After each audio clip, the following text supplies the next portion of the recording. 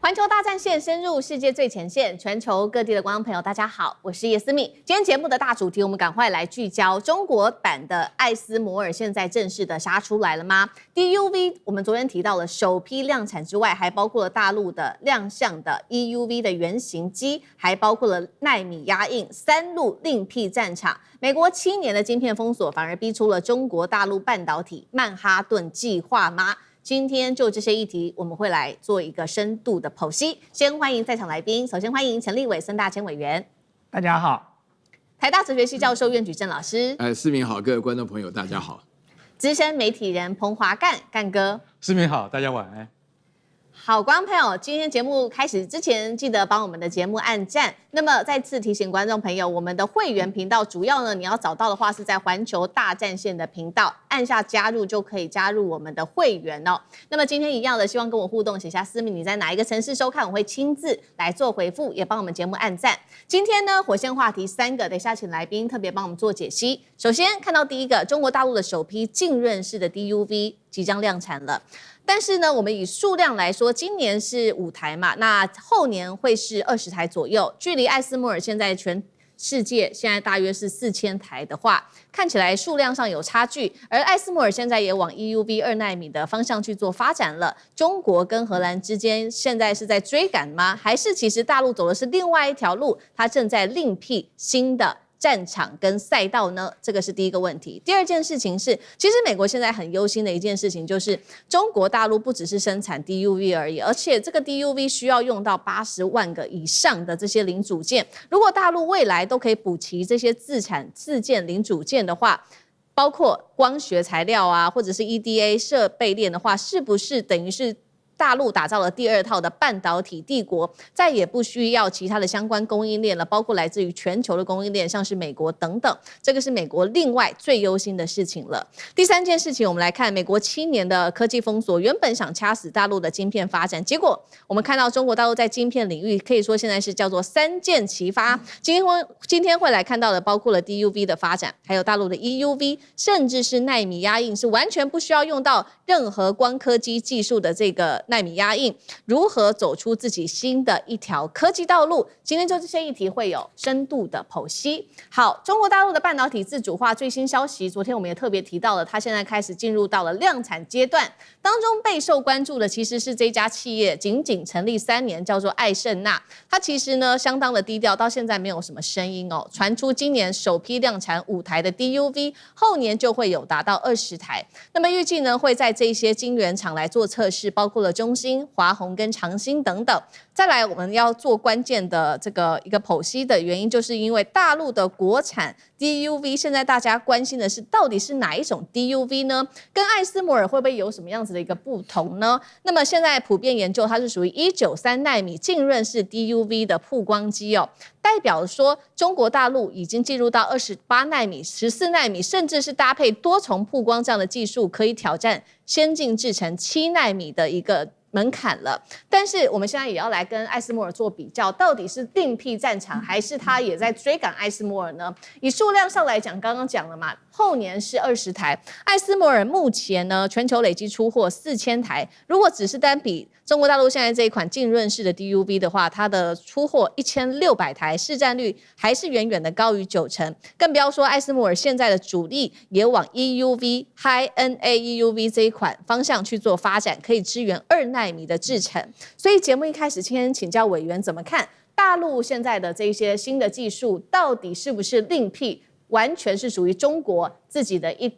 條科技自主道路呢？委員怎麼看？對，我首先要講的是說，光刻機的技術本來就很難哦。那麼光刻機的技術，它其實是有好多零組件組在一起的。那麼大家聽到我們節目講過這麼多次，就知道說光刻機除了你要會發出這個紫外光，不管是這個極紫外光，或者是這個接下來你還要有這個鏡片做反射哦，那麼做折射啊，然後你還要有一些这個相關的這些化學藥品哦。那麼這些東西當然它就形成了一個某種程度就形成了一個技術的壁壘哦。那麼我覺得你說中國大陸在過去這些年，因為受到了美國跟西方的科技圍堵跟封鎖，那麼當然整個中國開始急起直追哦。但是在急起直追的過程當中，你說我們要一夕之間可以跨過這麼大的一個這個技術壁壘，當然不是一件容易的事。但是坦白講，在過去這1-2年哦，已經有非常多重大的突破了。那麼光剛才這個思敏跟大家講到的，我們看到上海的這家公司，其實接着包含我們可能也會講到在深圳的這一家新凱萊，他們分別做的是浸潤式的 DUV 跟 EUV。那麼其實這些都是國家隊哦，就是如果大家仔細看一下這幾家公司背後的股權結構，它其實都集合了中國大陸最重要的这個科技發展的資金哦，甚至這個人才哦，包含像哈工大一些重要的這個背景的這些大學的人才，全面的集中在一起。所以我們現在看到的雖然是一家又一家的公司，但是其實它是一個國家隊哦。那麼這個國家隊現在正在急起直追。剛才思敏說我們到底落後多少？我大概查了一下資料，就以現在我們看到的這個浸潤式 DUV， 我們在技術指標上哦，大概我們以 DUV 對 DUV 哦，就浸潤式 DUV 這樣的一個這個位階上，我們大概落後了 ASML 10年。那麼如果你把 EUV 一起算上去的話，我們大概落後了它将近20年，就2代的这個差距。那麼，但是你說這2代的差距，在過去這幾年裡有沒有快速的縮短？當然有啊。在2-3年前，你要是講這個的時候，人家可能跟你說中國大陸正好落後它30年到50年了。但是問題是现在已經不是這樣了，在很短的時間之內，我們就把距離縮短了哦。那麼，而且我們現在看到的像這個像 EUV 的這個發展，它都已經克服了像極紫外光的產生模式，它跳過了原本的 LPP， 用了 LDP 的方式去產生，所以一步一步的我們正在往前邁進。那麼剛才我們在討論的問題是，中國大陸現在採取什麼樣的策略呢？我覺得中國大陸是分2個策略在做的。第一，它要先硬追，就雖然這個差距存在，可是我要努力的往前追。我硬追的原因是因為我要先保住我的生存啊。所以我們現在看到的，比如說這個用重複曝光的方式來製造7奈米，其實這是一件很辛苦的事情。這個良率要很高，這個良率要達到很高很難吶。而且這個過程當中要經過一次一次的重複曝光，一點點些微的誤差都可能造成這一波的生產是全部無效的。所以用這個重複曝光生產7奈米哦，那這個成本非常的高。可對中國大陸來講，要先求有啊，所以0到1是最難的，那1再到2，那就是另外一個階段了。所以對中國大陸來講，現在很顯然的看得出來，他們現在做0到1，用國家隊的方式，不管在沉浸式 DUV 或者是 EUV 上開始急起直追。但同時，中國大陸它還用了另外一條路線，它用了非對稱的路線來超越這個來自於西方的科技封鎖。這就是我們過去在討論的東西，比如說華為的濤定律，最近華為最紅的叫做950節點。那麼華為的濤定律，它用了這個3D 堆疊的技術去繞過了晶片的這個幾何縮尾哦，就你用摩爾定律，我就用濤定律。那麼我繞過了你所有的這個專利，那麼我就走出自己的另外一條路。那麼最近華為推出來的叫做950超節點，他說我一個 AI 的運算晶片哦，抵不過你哦，可是我人多好辦事，我把幾千個 AI 晶片，我用超連結的方式把它連結在一起。晶片的連結的關鍵的困難不是說連了就可以解決的。大家知道為什麼要1片晶片跟1000片晶片的效率上有很大的差別？因為1000片晶片呢，你的傳遞的速度啊會造成延遲，你就不斷的在中間傳遞，這個就是一個延遲。所以它的950超節點能夠做到的是，它快速的用這個光來做這個超連結的方式，它可以把延遲的時間縮短。所以呢，950超節點這一項技術，連 DeepSeek 的梁文峰都說，它已經可以對標美國的NVIDIA 的 GB200 跟 GB300 了，雖然價格比較高，但是我們做得到哦。像這個就是我剛才講，他用非對稱的方式來繞過了這個封鎖。是，然後呢，包含我們現在看到的像 DeepSeek， 像最近最紅的 Kimi K3，他們靠什麼？他們靠算法。他們靠算法去突破了來自於西方的這個晶片封鎖，所以 DeepSeek 需要很少的算力，它就可以完成訓練，接着做推理。那 Kimi K3 現在更狠哦。那麼 Kimi K3 這一波推出來的時候，它這個為了要取信全世界，它完全是從它的權重的參數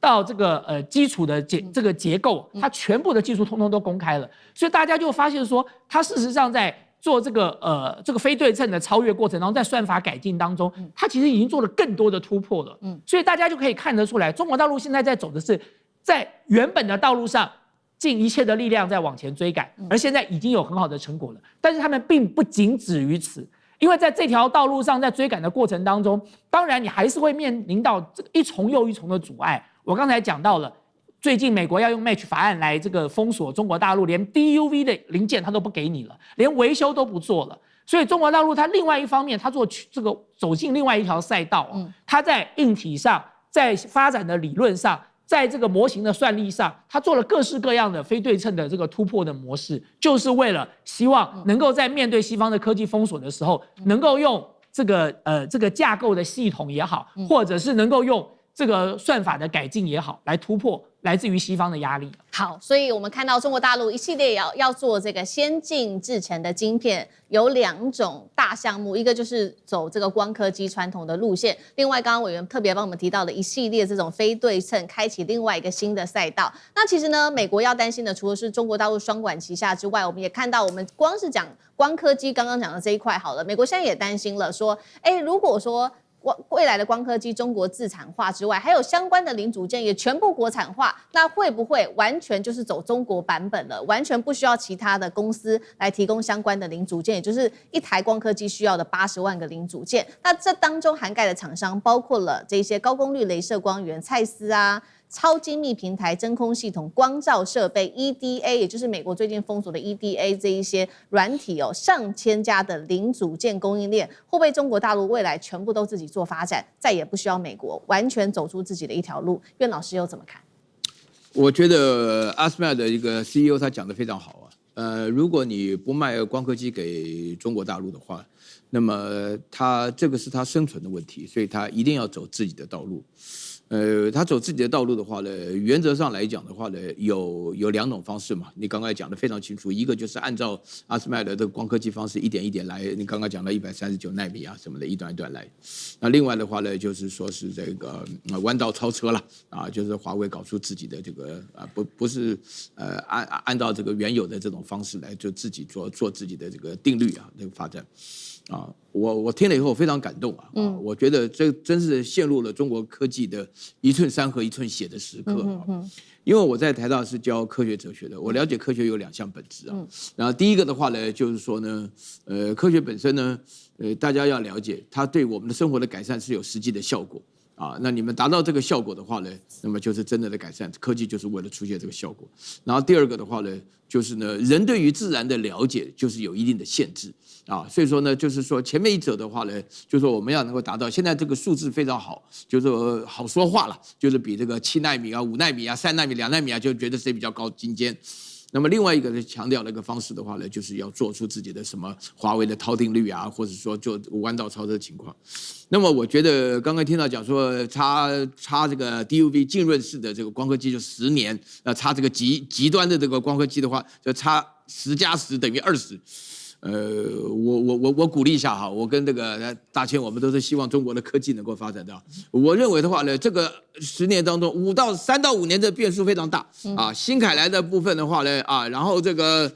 什麼這個其他的做光刻機的話呢，有幾個重要的因素了哈。那第一個的話呢，就是說這個是你非努力發展不可的，否則你不可能沒有新變，你知道嗎？而且成熟製程的話呢，這個其實講起來就簡直就是國本的問題，這個不是國防的問題。然後第二個的話呢，就是國家一定會想辦法鼓勵你、支持你，要找所有的人才，只要有辦法就是科產。然後第3點的話呢，我必須要強調，這是最後一關了，因為我們都知道光刻機是整個工藝世界中的桂冠啊，就是說這個是皇冠上面的一個大寶石啊。你要是突破的話，我告訴你，只要中國一突破啊，馬上變成白菜價，對，阿斯麥爾就不要做生意了。所以換而言之的話，如果說我們有機會一點，10年內吧，給他10年的時間的話，阿斯麥爾大概10年內就要準備清算了，要倒閉了。這個因為我們對中國人的這個生存頭腦以及能力是有信心的。對，而且其實坦白講，我覺得大概還不需要10年了，對 ASML 就已經形成壓力了。光是最近的這一個新聞嘛，我們看到的上海這家公司，它今年生產了5台，然後接下來馬上要交20台。其實光這個新聞出來 ，ASML 股價就跌了將近10%。對，所以這對 ASML 來說當然是一個很大的威脅。就像我剛才講的，就是現在我們看到的是10年對 DUV，20年的 EUV，可是各位不要忘了，去年在講的時候可能是更久了。短短的1年的之間就已經縮短了這麼多了。所以就像剛才苑老師講的嘛，到明年我們在講的時候，可能不是10年、20年，可能已經是3年、5年了。那麼，所以我觉得這個急起直追是可以預期到未來一定會有很好成果的，你非追不可了。是好，所以綜合兩位老師也特別提到了嘛，因為現在中國大陸等於是請國家之力要來全力投入在晶片半導體這個領域的發展，所以我們也看到確實現在是多路齊發，除了 DUV 之外，還有包括了 EUV， 現在也要做原型機曝光，那政府更是投入了400億美元，而且跟艾斯摩爾走完全不一樣的路，就是在光源上，它是採 LDP， 那艾斯摩爾是 LPP， 這個先前我們提過不一樣的路。再來，中國大陸有奈米壓印直接把奈米圖形壓在晶圓上面，那大幅降低大概90%的成本。如果跟艾斯摩爾来做比較的話，等於說大陸有了完全自己不一樣的路。幹哥怎麼看？好，剛剛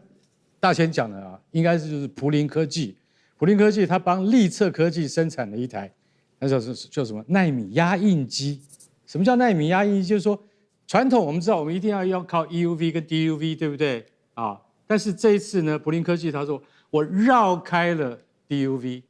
然後呢，採取奈米壓印技術，它這個樣是什麼樣的一個技術？它就是說我這個原理上就是說你是要投射光線啊，但是它現在不用投射光線了，它直接壓印，把電路圖就刻在那個模板上面，然後呢，像蓋章一樣壓到晶片上面。但是你會想說，圖案這樣就能夠完成嗎？對，講都是一個原理，聽起來是可行的。可是裡面要付出多少心血跟代價，以及容錯率，以及不斷的測試，所以說這裡面它就牽涉到說，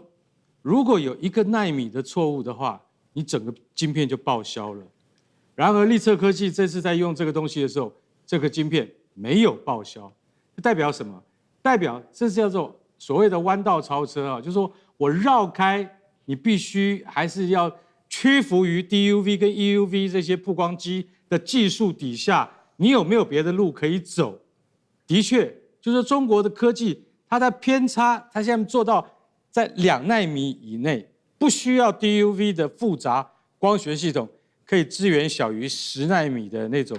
就說線寬的加工。是像這個工程，我說一句實在話啊，我坦白講一句，這不是國家隊來幫忙的話，你是根本就做不到的。不過也的確像大千所講的，他現在的問題還是出在於說，可能光子晶片是做得出來，但是在邏輯晶片上面恐怕還做不到。所以在這個先進的邏輯晶片裡面，它這個還是不如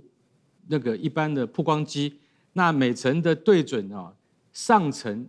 啊，你要對準，就是說下一層要对準上一層，每一層要層層環環相扣，不然的話它很容易就會出問題。可是它的單片的成本是原來 DUV 或 EUV 做出來的1/10，就像剛才苑老師講的，對，一旦成功，它就是白菜價了。你以為白菜價不會發生嗎？會的。3到5年之內，我覺得中國的科技不是光是白菜價這個問題，而是它在繞開 DUV 的技術之後，它一定會想出更多在腦力激盪上面，你會發現。在就說這種高階晶片上面，他會想出更多的方法來解決問題，而不是現在我們所看到的哦，就是這樣，因為我們被美國科技封鎖了，所以我們沒有路可以走了，所以我們就堵住了，所以我們就用我們自己的方式來解決。我覺得會